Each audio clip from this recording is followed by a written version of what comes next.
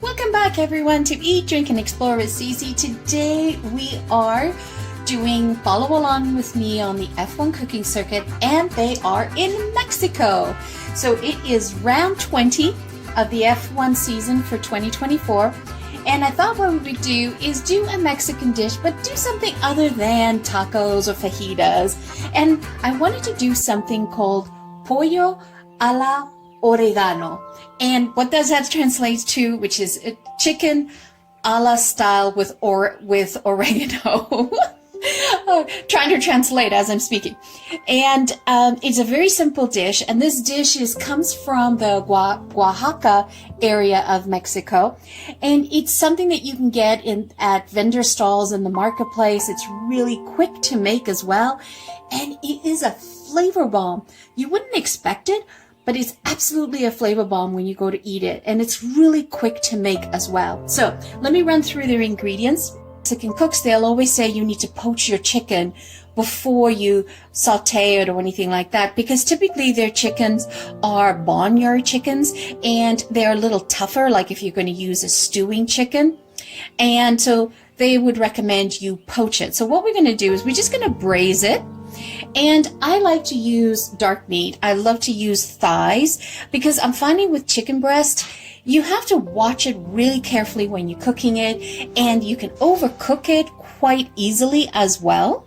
And so I got boneless, skinless, the chicken thighs here, and I am leaving the fat components on here because I'm braising this and I want to get all of that juiciness into the pot and sort of meld in with all the chicken flavors. Otherwise it just doesn't have any flavor to it. And also I'm going to reserve the stock that we make with this chicken. It is so flavorful.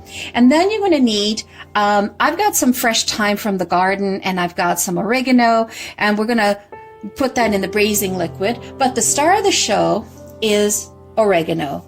Beautiful oregano. Now, ideally, you want to use the Mexican oregano. And it's interesting because they call it Mexican oregano, but it's technically not from the oregano family. It's from the verbena family. And, but they call it Mexican oregano, because the story goes is that when the Spanish conquerors came to Mexico, anything that reminded them of oregano, tasted like oregano, or had that minty back flavor, they called it oregano. So that's a little bit of a backstory there. So we're going to use plenty of that. We're going to use avocado oil to pan fry once we finish braising it. And we're going to use extra virgin olive oil when we're making the marinade of oregano and garlic and stuff like that. Now, you're going to need, the limes are for finishing later on, but you're going to need 7 cloves of garlic. You're going to need two bay leaves, and you're going to need a teaspoon of onion powder, a teaspoon of sea salt or kosher salt, it's up to you, and half a teaspoon of black pepper. And we're going to need a 1/4 cup of olive oil. And then we'll just pour in 2 to 3 tablespoons of the avocado oil when we pan fry it. Now, what we're going to do is we're going to go over to the stove and we're going to get this started. But I want to talk to you first about the garlic. I personally, a lot of people who make this dish just use the raw garlic and they mix it in and make the paste with the oregano. I personally don't like that strong, bitter garlic raw taste. So I'm gonna take a trick, and I'm actually gonna take these and I'm just gonna pop them in, and we're going to poach them. The water, and you're good to go.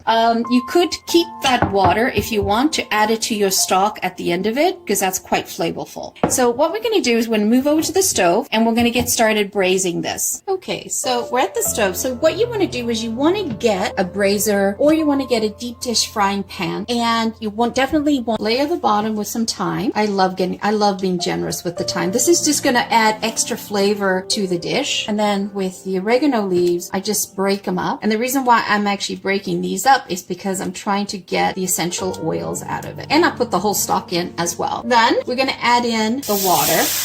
Now, when you're braising the chicken, any type of meat that you're braising, you want to make sure that you are covering up 2/3 of liquid on the chicken or the meat, whatever you're doing. Now, if you're using with the skin on and, you know, the bone, you can definitely use that as well. But I'm just trying to make it really, really quick. You know, come home from work, you want to put dinner on the table fairly quickly. So you want to have like a 10-inch or 12-inch skillet. Kind of want to place them in there and just let them go. And now we're going to generously salt the chicken. Generously salt it. And then we're going to do I'm just going to turn down the stove to medium. Then we're going to take, this is not all the oregano we're using. We're just using some of it. So the Mexicans, what they do is they take their oregano and they rub it in their hands. And by doing this, it's releasing all the essential oils, that beautiful oregano minty type of taste, aroma. Add it in and I'll put the remaining thyme on top. And so you want to watch your chicken. And remember, we don't want to cook them through all the way because we are going to be pan frying them. So I'm going to be cooking them partially. Okay, so let's poach that now, braise it, and we'll come back to that. Sorry, I forgot to mention, you got to put in the bay leaf as well. Completely forgot about putting the bay leaf in. Ooh, garlic's done. So you can see here, and another reason why I do leave a little bit of the fat end on the thighs is because when we go to pan fry it, that fat's going to dissolve and add some additional flavor. Now, if you're poaching this with skin, you want to place it in your braising pot with skin side up. Okay, that's an important element as well. So you can see here, it's just cooking away. And another reason why I do leave a little bit of the fat end on the thighs is because when we go to pan fry it, that fat's going to dissolve and add some additional flavor. Now, if you're poaching this with skin, you want to place it in your braising pot with skin side up. Okay, that's an important element as well.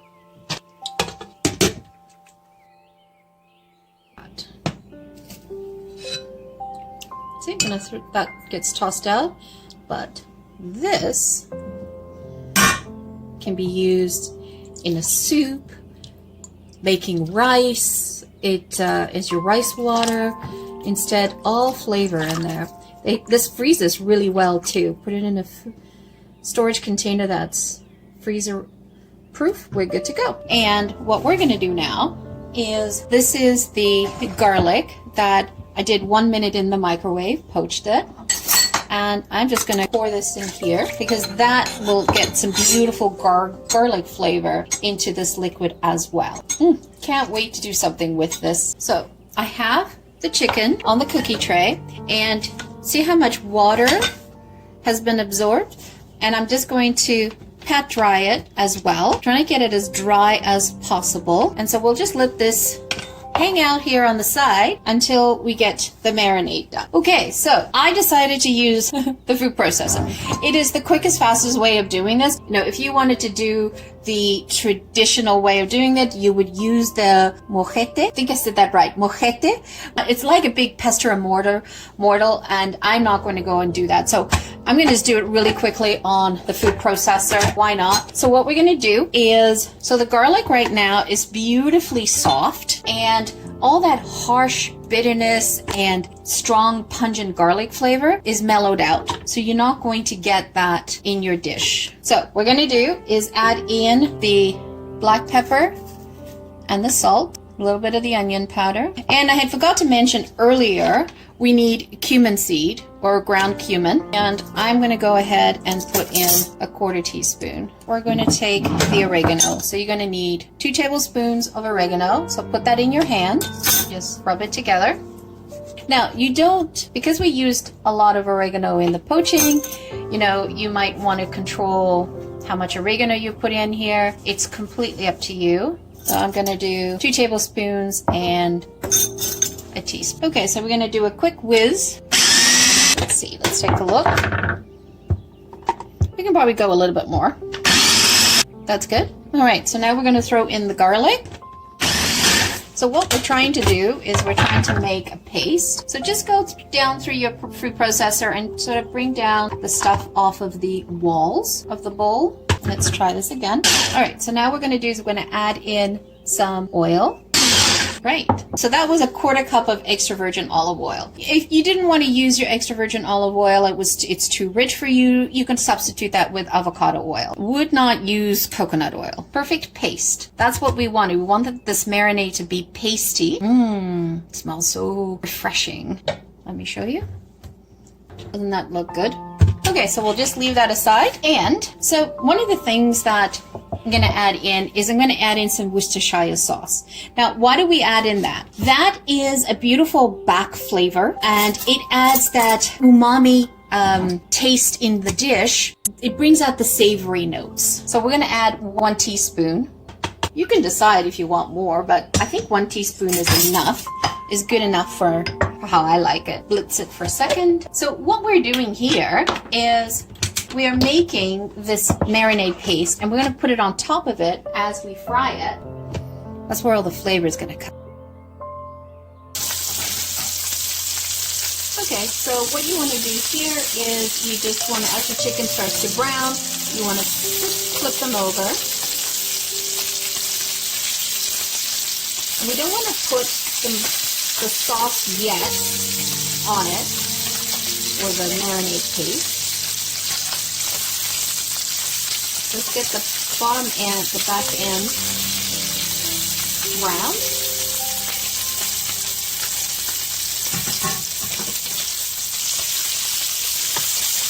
Okay, so now that it's ready, you just want to sear a little bit on each of them. You don't want to put too much on them, because as I said, this is a flavor bomb. So I wish you could smell it. And doing the garlic the way I suggested, I highly recommend that, guys. Because you don't want that raw garlic taste in your sauce.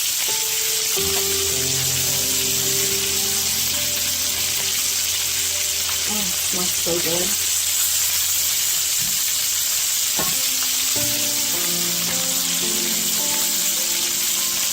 And then we just want to flip it over to sear in the sauce.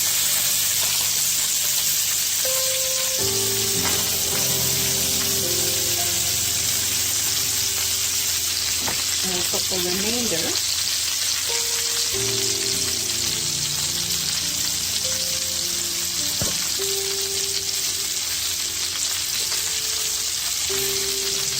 now, depending on how big your thighs are, you can double this recipe that I did with the oregano paste. Yeah. Getting some beautiful flavors.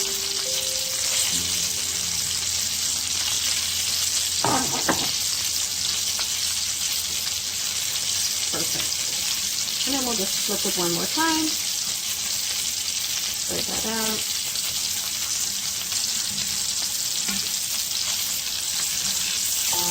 Now everything's melting so nicely.